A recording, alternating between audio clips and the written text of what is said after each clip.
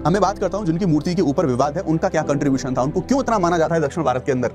इनका नाम है वीरप्पांड्या कट्टाबोम्मन। ये थे कौन दरअसल? तो ये दरअसल 18वीं सदी में हमारे भारत के एक योद्धा थे, स्वतंत्रता सेनानी थे, अंग्रेजों से लड़े थे। कंपनी के खिलाफ सबसे शुरुआत में सशस्त्र जो प्रतिरोध है उनके द्वारा करा गया था। 1857 से पहले अगर कोई रेसिस्टेंस हुआ था तो इसमें उनका एक बड़ा योगदान हमें यहाँ पर देखने को मिलता है। लगभग 1760 में इनका जन्म देखने को मिलेगा और कहाँ? तमिलनाडु के अंदर। पद देखेंगे पोलीगार यानी कि स्थानीय नायक शासक इनका पद था। 1799 में इन्हें जो ब्रिटिशर्स थे उन ब्रिटिशर्स के द्वारा जो फांसी है वो फांसी दी गई थी। इन्होंने ब्रिटिशों को टैक्स देने से मना कर दिया था पूरी तरह से, कि जिस टाइम पर east India company south India के अंदर एक्सपेंड कर रही थी, अपना प्रभाव बढ़ा रही थी, अपना विस्तार कर रही थी, उन्होंने यहाँ पर इनसे टक्कर ली थी और अंग्रेजों को ट्रिब्यूट और टैक्स देने से क्लियरली यहाँ पर मना कर दिया था।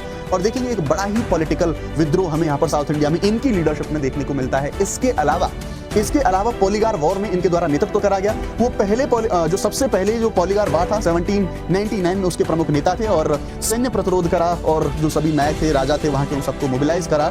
और 1857 से पहले के जो जितने भी ऑर्गेनाइज विद्रोह थे उनमें से एक उनका नाम यहाँ पर हमें देखने को मिलता है। और ब्रिटिशर्स को उनके द्वारा ओपन चैलेंज यहाँ पर दिया गया था, खुली चुनौती है वो यहाँ पर दी थी। सीधा कन्फ्रंटेशन उन्होंने किया था और उन्होंने, जैसा मैंने बताया अभी आपको थोड़ी देर पहले, कलेक्टर के सामने झुकने से उन्होंने मना कर दिया था। ब्रिटिश सरकार का जो कलेक्टर था उसके सामने उन्होंने झुकने से मना कर दिया था, यानी कि कॉलोनियल अथॉरिटी को ओपनली चैलेंज उनके द्वारा यहां पर करा गया था। देन उसके बाद 1799 में जैसा मैंने बताया कि उनको पकड़ लिया गया तमिलनाडु के अंदर, फिर उसके बाद उनको जो फांसी है वो फांसी यहां पर दे दी गई।